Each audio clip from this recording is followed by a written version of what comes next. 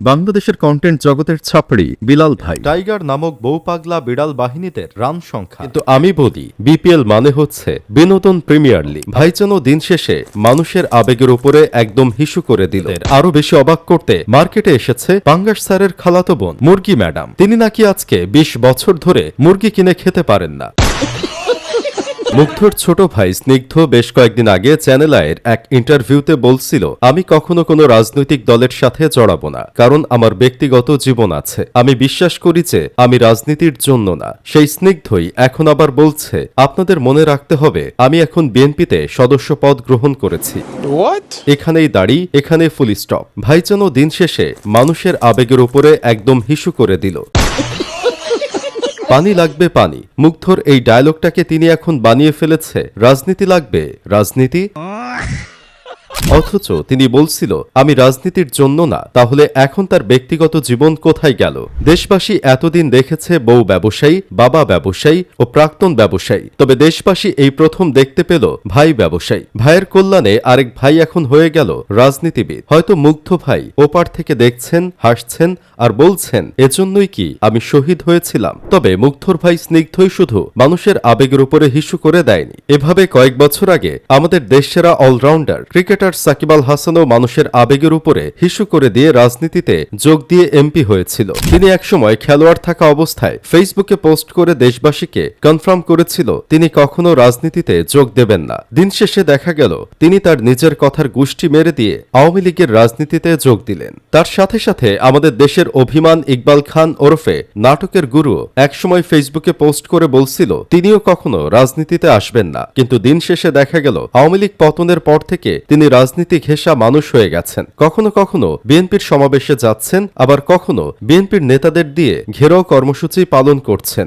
যদিও এত কিছু করার পরও বিএনপি থেকে তিনি এবছর কোনো নমিনেশন পাননি। আশা করছি সামনের দিনগুলোতে তিনি আরো ঘেঁষাঘেঁষি করে রাজনীতিতে যোগদান করবেন, কারণ পূর্বেই যারাই এমন রাজনীতি না আসার বাণী দিয়েছেন তারাই কয়েক বছরের মধ্যে রাজনীতিতে নাম লিখিয়েছেন। আশা করছি তিনিও দেশবাসীকে হতাশ করবেন না। আপনারা কি আমাদের দেশের ফেসবুক এমপি ব্যারিস্টার সুমনের কথা ভুলে গেছেন, যিনি একসময় ফেসবুকে বিভিন্ন অন্যায় অবিচার নিয়ে কথা বলে লাইভ করতেন? তারপর তিনি এসব করতে করতে মানুষের ভালোবাসা পেতে শুরু করলেন। অতঃপর রাজনীতিতে আসলেন আর দারুণভাবে জনগণের সাথে 69 ডিগ্রি অ্যাঙ্গেলে পোল্টি মেরে দিয়ে হাসু আপার পক্ষে চলে গেলেন আর বললেন আমার ফেসবুকের দরকার নাই। এমন অনেক উদাহরণ আছে যারা রীতিমতো পোল্টি মেরেছে। এজন্য আমার এক বন্ধু একবার বলছিল, এদেশে সবচেয়ে বেশি বোকাশোদার বসবাস, এজন্য এদেশের মানুষকে বোকাশোকা বানানো সবচেয়ে সহজ কাজ। তাই যারা মানুষকে বোকা বানাতে পারে তারাই এ যুগে সবচেয়ে সফলতার মুখ দেখে। আপনি এই যুগে কাকে বিশ্বাস করবেন?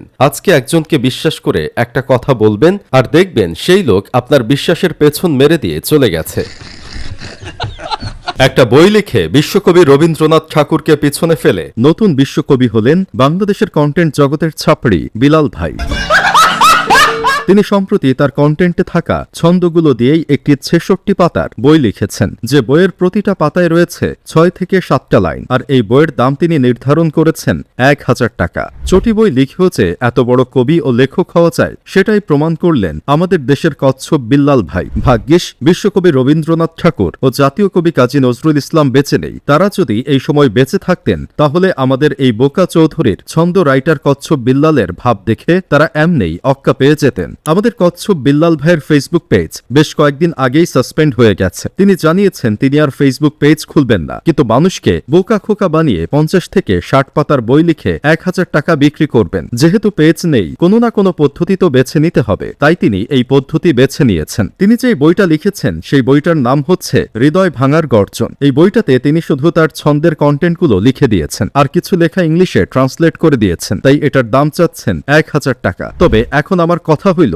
আমি এ জীবনে তো অনেক কন্টেন্ট বানিয়েছি, সেই কন্টেন্টগুলো দিয়ে যদি বই বের করি তাহলে সেই বইয়ের দাম কত হবে? সব কন্টেন্ট একসাথে করলে তার লেখা বইয়ের মতো আমার 10টা বই হবে। তার বইয়ের দাম এত বেশি কেন রাখা হচ্ছে সেই বিষয়ে তিনি বলেছেন, মেসি রোনালদো যদি একটা খেলাঘর দেয় তাহলে সেখান থেকে 500 টাকার ফুটবল 5 লাখ টাকায় কেনার মানুষ আছে। এটাই আসলে ভ্যালু অফ টাইম আর ভ্যালু অফ পার্সন। তাই এই বই বলদ অফ বিল্লাল লিখেছে বিধায় এর দাম এত, এটাই ব্র্যান্ড। অথচ বইয়ের লাইব্রেরিতে গেলে কাজী নজরুল ইসলাম, রবীন্দ্রনাথ ঠাকুরের বই 300 টাকাতেও পাওয়া যাবে। তাহলে বলাই যায় বিশ্বকবি ও জাতীয় কবিদের ভ্যালু অফ টাইম ছিল না। তিনি আরও জানিয়েছেন তার টাকার প্রতি আর কোনো মোহ নাই। জানি এখন অনেকেই বলবেন টাকার প্রতি কোনো মোহ নেই, তাহলে 50 টাকার বই বানিয়ে 1000 টাকা কেন বিক্রি করবেন? দেখেন ভাই, আপনারা কিন্তু জানেন তিনি একজন মানবতার ফেরিওয়ালা। রাস্তায় রাস্তায় অনেক সময় অনেককে সাহায্য সহযোগিতা করে থাকেন। এখন যদি তিনি বই বিক্রি করার নামে এভাবে মানুষের কাছ থেকে টাকা না নেন, তাহলে মানুষকে সাহায্য তিনি করবেন কিভাবে? টাউটামি করে মানুষকে বোকা খোকা বানিয়ে টাকা নিয়ে সেই টাকাই তো মানুষকে দিতে হবে, তাই না? তিনি এক ভিডিওতে বলছিল তার গায়ে দেওয়া লাল চেক শার্টটা বিক্রি করে সেই টাকা কোনো ফলোয়ার বা গরিব মানুষকে দিয়ে দিবে। এসব দেখে অনেকেই বলছে 200 টাকার পুরান শার্ট কয় টাকা বিক্রি করবে? দেখেন ভাই, আপনারা জানলে অবাক হবেন। বলদব বিল্লাল ভাই এই 200 টাকার শার্ট গায়ে দিয়েছে বিধায় এই শার্টের দাম হবে 1 কোটি টাকা। আর এই শার্ট কেনার জন্য বিট করতেছেন আমেরিকার প্রেসিডেন্ট ডোনাল্ড ট্রাম্প ও ইন্ডিয়ান ধনী ব্যক্তি মুকেশ আম্বানি। এমনকি এই শার্ট কিনতে চেয়েছেন বিল গেটস এবং ইলন মাস্কও, শুধুমাত্র বিলালের ঘামের ঘ্রাণ দেওয়ার জন্য। আপনারা জানেন বিপিএল মানে হচ্ছে বাংলাদেশ প্রিমিয়ার লিগ, কিন্তু আমি বলি বিপিএল মানে হচ্ছে বিনোদন প্রিমিয়ার লিগ। আবার অনেকে এই প্রিমিয়ার লিগের ড্রাফট দেখে বলে বালের ফকিন্নি প্রিমিয়ার লিগ। আমাদের বিপিএল এর পরেও অনেক লিগ এসেছে, তারাও আমাদের চেয়ে উন্নয়ন করে ফেলেছে, অথচ আমরা যেই লাউ সেই কদুই রয়ে গেছি। আগের আসরে প্লেয়ার কেনা নিয়ে যতটা উত্তেজনা না ছিল, তার চেয়ে বেশি উত্তেজনা ছিল হোস্ট কেনা নিয়ে। কোন দল কার চেয়ে বেশি সুন্দরী দলে ভেড়াতে পারে সেই প্রতিযোগিতায় নেমেছিল। এবার যে কোন প্রতিযোগিতায় নামবে সেই চিন্তায় আছি। 2025 সালের বিপিএল এ তো তবুও 7টি দল বিপিএল এ অংশ নিয়েছিল, এবার সেটাও হয়নি। পরপর দুইবারের বিপিএল চ্যাম্পিয়ন দল ফরচুন বরিশালও এবার বিপিএল এ অংশ নেয়নি। লিগ পতনের পর থেকে বিপিএল এর সবচেয়ে সফল দল কুমিল্লা ভিক্টোরিয়ান্সও বাদ হয়ে গেছে। এখন শুধুমাত্র অংশগ্রহণ করছে ঢাকা, চিটাগং, রাজশাহী, রংপুর আর সিলেট। তবে বরিশালের এবার অংশ না নেওয়ার পিছনে তাদেরও কিছুটা দোষ রয়েছে, কারণ নাটক ইকবাল খানের কথা অনুযায়ী বিসিবিকে তারা শর্ত জুড়ে দিয়েছিল, বলছিল আমাদের একটু সময় দিতে হবে, এত শর্ট টাইমে আমরা দল গোছাতে পারি না। আর এটাই পছন্দ হয়নি বিসিবির। সঠিক টাইমে ফর্ম জমা না দেওয়ার কারণে তাদেরকে এবার নেওয়াই হয়নি বিপিএল এ। তবে বিসিবি চাইলে কিন্তু এই সমস্যা একসাথে বসে সমাধান করতে পারত, কিন্তু করেনি। অন্যদিকে নোয়াখালী সহ আরো 11টা দল বিপিএল এ অংশগ্রহণ করার আগ্রহ দেখিয়েছিল। সেখান থেকে বিসিবি 9 দলকে নিয়ে আলোচনাও বসছিল। তারপরও তাদেরকে কেন দল দেওয়া হয়নি তারাই জানেন। অথচ দল পেয়েছে প্লেয়ারদের বেতন ক্লিয়ার না করা স্যাটিসফাইড সামির কাদের চৌধুরী। তিনি প্লেয়ারদের বেতন দিতে পারেন না, আবার কানাডা থেকে হোস্ট নিয়ে আসেন, আবার হোস্টের বেতন দিতে না পেরে হোস্টের থেকে মামলা খান, আবার পাল্টা মামলা করেন। দলে প্লেয়ার নেওয়ার পর রান্না করতে পারলে প্লেয়ারের বেতন আটকে দেন। আরেক বিপিএল চলে আসছে, অথচ আগের সিজনের টাকাই এখনো ক্লিয়ার করেনি, কিন্তু তিনি এবারও পেয়েছেন দল। রাজশাহী, যে দলটা গতবারের সিজনে সবচেয়ে কমেডি দেখিয়েছিল, তারাও এবার পেয়েছে দল। প্লেয়ারদের বেতন না দেওয়ার কারণে রাজশাহীর প্লেয়াররা ম্যাচ বয়কট করেছিল গতবার। হুট করে মাঝপথে ক্যাপ্টেন চেঞ্জ করে আরেকজনকে দায়িত্ব দিয়েছিল।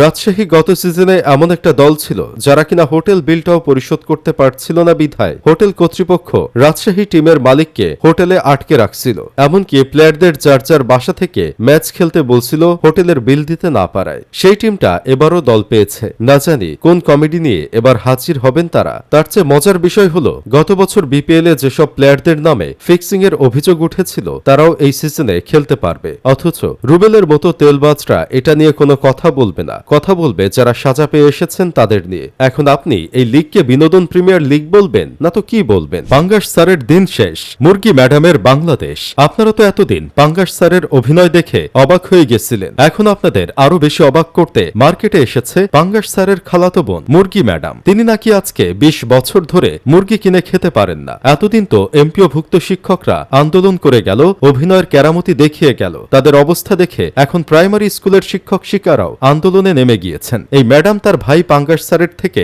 শিক্ষা নিয়ে বলতেছিলেন, এটা লজ্জার বিষয়, আমার বাচ্চা যখন ছোট ছিল তখন আমি একটা ফার্মের মুরগি কিনেছিলাম 20 বছর আগে বাচ্চাকে খাওয়ানোর জন্য। সেই ফার্মের মুরগির গন্ধ আজও আমার নাকে বয়ে বেড়ায়, কিন্তু প্রাইমারি স্কুলের টিচার হয়ে আজও একটা দেশি মুরগি কিনে খেতে পারি নাই। আহা, কি হৃদয় বিদারক ঘটনা। একদিকে একজন ইলিশ মাছ খেতে পারছে না, পাঙ্গাসকে ইলিশ বলে খাচ্ছে, আবার আরেকজন 20 বছর ধরে দেশি মুরগি খেতে পারছে না। এমন দেশকে আমরা চেয়েছিলাম। পাঙ্গাস স্যারের খালাতো বোন 20 বছর ধরে মুরগি খেতে পারে না, তিনি কষ্টের কথা আমাদের বলেছেন, আর আপনারা তার কথা শুনে দুঃখ প্রকাশ না করে হাসাহাসি করতেছেন। ভাই, এটা কোনো কথা? আপনাদের মধ্যে কি একটু মানবতা বেঁচে নেই? তিনি হয়তো সত্য কথাই বলছেন, কেননা তিনি হয়তো 20 বছর ধরে গরু আর খাসির মাংস খান, এজন্য আর ফার্মের মুরগি খাওয়ার সুযোগ পান না, তাই দুঃখে এভাবে বলছেন। তিনি আরো বলছিল দিনে 1 গ্লাস করে দুধ খাওয়া প্রয়োজন, কিন্তু আমরা 1 গ্লাস মিনারেল ওয়াটারটাই ঠিক মতো খেতে পারি না। আহারে কি কষ্ট। তিনি হয়তো এখন পানি খাওয়া ছেড়ে দিয়ে জুস খান, তাই 1 লিটার পানি খাওয়ার টাকা থাকে না। তার কাহিনী দেখে আমার বন্ধু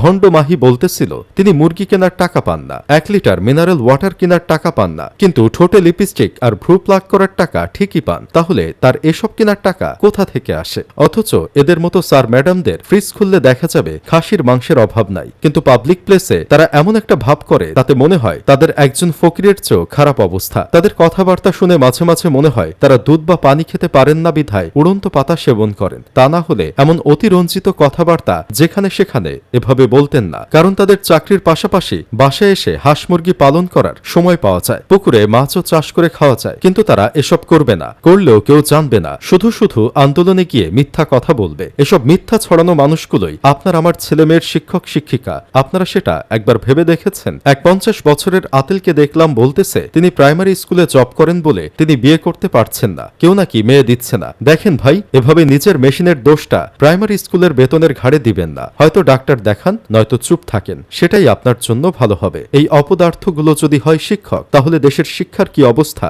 একবার চিন্তা করেন। দাবির পক্ষে অসংখ্য যুক্তি থাকলেও অযোগ্যতার কারণে শিক্ষকের সম্মান ডুবাচ্ছে এরা। এরকম অতিরঞ্জিত কথাবার্তার কারণে ন্যায্য দাবি দেওয়া ম্লান হয়ে যায়। শিক্ষকদের দাবি ন্যায্য, কিন্তু এর আগে এক পাঙ্গাস স্যার, আর আজ আবার এই মুরগি ম্যাডাম, এদের আলতু ফালতু কথাবার্তার কারণে মানুষ লক্ষ লক্ষ শিক্ষকদের ন্যায্য দাবিতে হাস্যরস করে। আন্দোলনে যাওয়ার আগে তাদের ট্রেনিং করা প্রয়োজন, কি বলা লাগবে আর কি কি বলা যাবে না। 016931509। কি ভাবছেন আমি কোনো ফোন নাম্বার বলছি?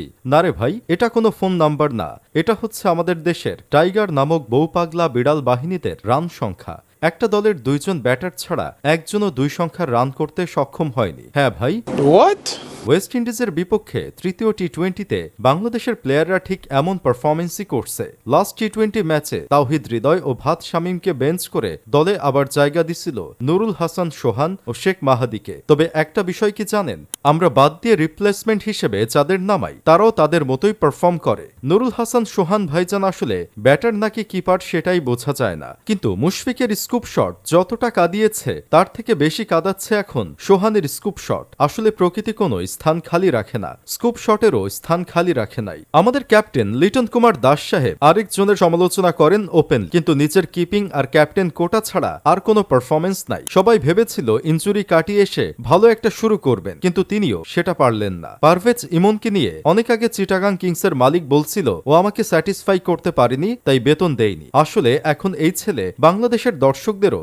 স্যাটিসফাই করতে পারছে না। অন্যদিকে শেখ মাহাদিকে কি কোনোভাবে অলরাউন্ডার হিসেবে বিবেচনা করা যায়? কখনোই না। তিনি শুধুমাত্র একজন স্পিন বোলার। তিনি ব্যাট হাতে নিলে কখনো আন্ডা মারেন, নয়তো 2-4 রান করেন। এবারও তার ব্যতিক্রম কিছু হয়নি। সবচেয়ে মজার বিষয় হলো লাস্ট ম্যাচে জাকির আলীকে কোচ লুকিয়ে রাখার চেষ্টা করছে। যেখানে তিনি 3-4 নম্বরে ব্যাটিং করতে চলে আসে, সেখানে তিনি লাস্ট ম্যাচে ব্যাটিং করতে আসলেন 8 নম্বরে। এসেই শুরু করলেন তার চুদলিং পং শট। ফুলটস বলে এলবিডব্লিউ আউট হয়ে আবার রিভিউ নিলেন। চুইংগাম খাওয়া যেমন তার প্লেয়ারগত অধিকার, তেমনি আউট হলেই রিভিউ নেওয়াও তার চুদলিং পংগত অধিকার। এর আগে আফগানিস্তানের সাথে 93 রানে অল আউট হয়ে গিয়েছিল বাংলাদেশ। সেই ম্যাচে জায়গা পেয়েছিলেন না জাকির আলী। তখন জাকির আলীর স্পোর্টস জার্নালিস্ট বোন বলছিল চুইংগাম ছাড়া মাঠে নেমে 2 অঙ্ক পেরোতে পারিনি আমরা। হা হা হা, এটাই বাস্তব। এখন তার ভাই যে ব্যাট হাতে 2 অঙ্কের রান পেরোতে পারল না, সেটা নিয়ে স্ট্যাটাস দিবে কখন?